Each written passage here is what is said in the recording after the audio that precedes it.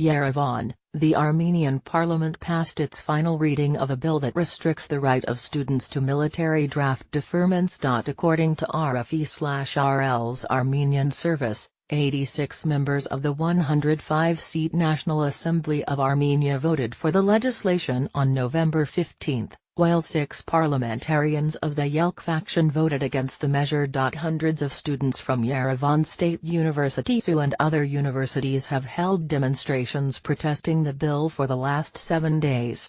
The legislation stipulates that in order to get a military draft deferment, all male students who wish to pursue their studies must sign contracts with Armenia's Ministry of Defense and agree to serve 3 years in the military after completing their studies. The legislation also notes that if they do not sign the contract, the students will be drafted to the army and serve for 2 years once they become 18. Representatives of the protesting students met with Prime Minister Karen Karapetyan, Education and Science Minister Levan Mukherjee, and Defense Minister Vigan Sargsyan last week. However, protests, including the boycott of classes, continued, as the students claimed they were not satisfied with the government's approach in the matter. 5 students of the group called for science development declared a hunger strike after locking themselves in a lecture room at SU on November 14.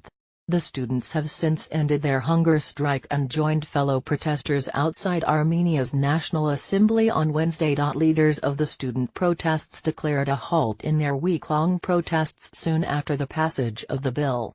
The decision, which was announced by activist David Petrosian, came after his and 4 other protesters meeting with Edward Sharmazanov, the Deputy Speaker of the National Assembly, and agreeing to a roundtable discussion next week.